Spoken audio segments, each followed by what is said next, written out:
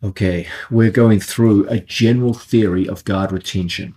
What we're trying to do is give you all of the major concepts that make guard retention possible. Later on, we'll be going on to the specific theory of guard retention when we actually look at our opponent using a particular form of guard pass and how we negate and overcome that. But we've got to start with this general theory, and we're looking at the big picture, which enables you to hold someone off. One of the most important elements of the general theory of guard retention concerns our head in two particular ways. What I want to do to my opponent's head as he goes to pass my guard, and also how I can stop him controlling my head when it's time for him to pass my guard. Let's look at it first from Mateus's perspective as the guard passer. Let's understand something. If Mateus can control my head, the task of passing my guard becomes radically easier for him. Okay? Head control is a big part of guard passing. Now, when I say head control, understand that we're wearing a jacket here. So Mateus has different ways in which he can control my head. He can control my head directly with cross-face grips, but he can also control my head indirectly with lapel grips. Why? Because the lapel is a rope around my head. And if he controls the rope, he also controls the head inside that rope. So he can go direct and grab scapular grips over my back, and now he has direct control of my head. If he controls my legs now and throws his body around, he has control of my head through his left arm and control of my lower body through his right arm. And so he's got an excellent chance of passing my guard. Conversely, he could take a lapel grip, take a pant grip on this side and go into a classic long step action. And now he's controlling my head through the rope around my head. It's not a very direct form of control, but it's an effective control of my head. When I try to move my head away from him, my gi is preventing me from doing so. And now he can walk around my legs, bring his knee into my hip line, and now he's got a nice guard pass, scores his points. So from Mateus's perspective, his ability to control my head is a huge part of his ability to control me. Most of his grips will involve either lapel grips, like so, or what we call scapular grips, where he goes over my back and grips my gi and holds the scapula. Okay? Whether he opts for scapular grips or lapel grips is his choice, but they both offer control of my head. One is a very direct form of control that puts his shoulder right on my head itself, and the other is an indirect form of control through my lapel like this. Okay? As long as my opponent controls my head, he's got an excellent chance of passing my guard. So this is something I always want to deny to my opponent. I never want to give him head control for free because it's a serious threat. Once he gets control of my head, he's got a very good chance of passing. Now understand that head control for him has to be carefully worked out. If Mateus was naive and he tried to control my head while my legs were around him with, say, for example, a scapular grip, this would be a foolish thing on Mateus's part because he's given me very good ways to attack from here. He's overextended his arms and ways which would lead directly into counter offense on my part.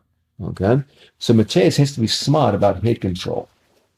The general rule of thumb is this: if Mateus can overcome or pass one of my knees, then he can go to control my head. So if we have Mateus here,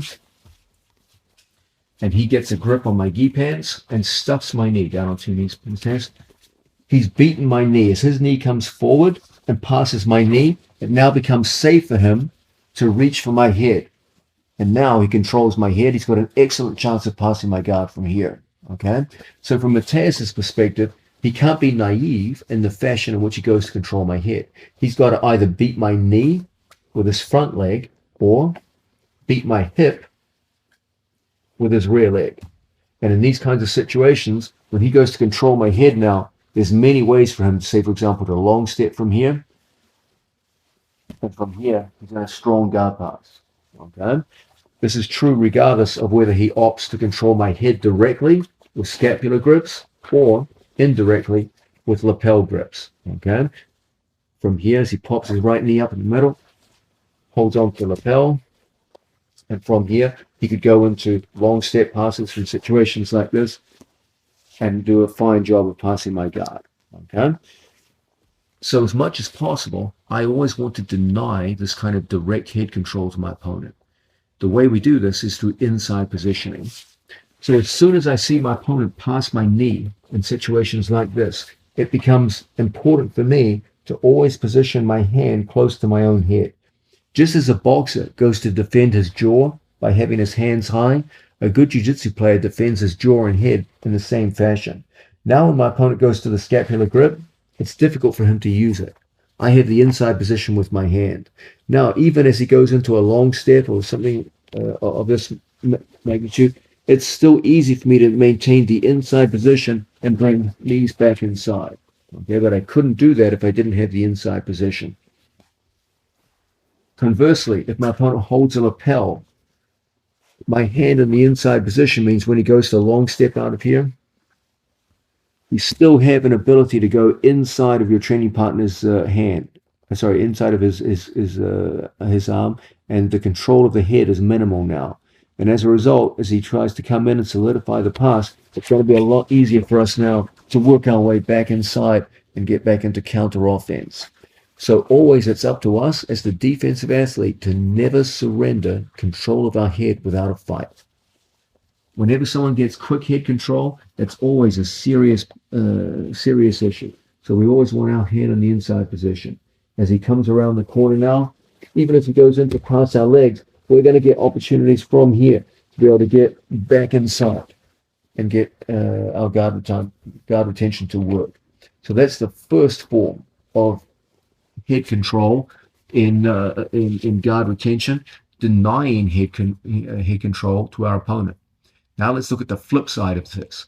My opponent has a head too, and I want to control his head as much as possible as the defensive retaining player. Let's understand something. When Mateus goes to pass my guard, he must create a situation where his head goes to one side of my body and his hips go to the other, so that he forms a cross-body position. Okay? Look how Mateus's head is on my left-hand side and his hips are on my right-hand side. And as a result, I'm pinned. And it's going to be hard for me to get out from here. Let's look now at a situation where Mateus passes my legs, and from here, I put a hand on Mateus's head, so that as he goes to pass my guard, I keep his head and hips on one side of my body. Now, when he comes across my side, he can't get what he wants because he couldn't form the critical cross-body position. From his perspective, he's always looking to get the head on one side of my body, on my left-hand side, and his hips on the other. So our whole thing is always to keep his head and his hips on the same side of my body. We're always looking to create a situation where the head and the hips are on the same side. And as a result, guard retention becomes pretty easy. If I cannot create situations where the head and the hips are on the same side, then I, at the very least, must prevent his head from coming down to my chest and shoulders. Because when the head comes down to the chest and shoulders, that's when you get pinned. Okay? So if I cannot keep the head and the hips on the same side, at the very least, I've got to be able to keep his head from coming down to me and maximize the distance of his head to my head. But in situations like this, I can always go to put my opponent back in guard. Okay? So let's quickly summarize the key role that the head plays in guard retention. From Mateus's perspective, as the guard passer, his whole thing is to control my head. If he can get a hold of my head and control it, either through my lapels or directly through the head itself, that's money in the bank for him. So I will never let someone just effortlessly control my head. If he controls my head, it's because he earned it, not because I gave it to him for free. Okay? So whenever someone's down here and I see them go to control my head, you can believe I'll always have my hand in the inside position whenever I can. If they do get around us in situations like this, that's a serious issue. We've got to start getting inside. Okay? And now in this fashion, we can start bringing everything back inside and putting people back in guard. Okay? But we'll never just let them get a good grip on our head. If they grip for a lapel, even here, I'm always looking to get the inside position on my opponent. So as they go past my legs, at least I'll be able to prevent them from graduating up to the head. And as a result, we'll be able to stuff heads, sit up, and go back to retain guard, etc., etc. Okay, but we'll never just surrender head control for free. My opponent's going to have to earn that. Secondarily, my opponent's head has to be part of my concerns. He wants his head coming closer and closer towards mine. Okay, he wants his head on one side of his body and his hips on the other. I will always fight to deny those two things to him. So as Mateus works his way past my guard, I'm always looking in these situations to prevent head on my left side, hips on my right. We're always looking to keep the head and the hips on the same side of my body. And in this way, it's a lot easier to put people back in guard. If that turns out to be untenable, I just physically can't do it, I couldn't move his head to the same side as the hips, then at the very least, I should be able to prevent his head coming to me. As his head comes closer and closer to me, it gets harder and harder to hold my opponent off.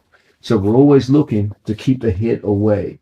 And as a result, from here, we can start putting our training partner back into a situation where we're lined up, we're back in an offensive cycle, and from here, so many ways for us to go to work. Okay? So this general insight of the critical importance of heads in the guard retention game, denial of my opponent's attempts to control my head, and my positive attempts to control his head, either keeping it away from me or keeping his head and hips on the same side. This is a big, big part of our ability to retain a guard against a strong passer. Welcome to Mastering the Move, the knee cut guard pass. When it comes to selecting methods of guard passing, there are some clear criteria that might influence our decision. The goal of this video is to show how knee cut guard passing can in most cases be reduced to a pretty simple 3-part structure. First, gain an advantageous start position. Second, control opposite shoulder and hip, usually via underhook control on the far side of the body and good knee position on the near side. Third, control the outcome, usually via head position and the fact that the opponent has very little purchase on the knee cutting leg. The knee cut has always been among the most successful and practical guard passes in Jiu-Jitsu. It is a staple among my students, and I am very confident that it will get great results for you too.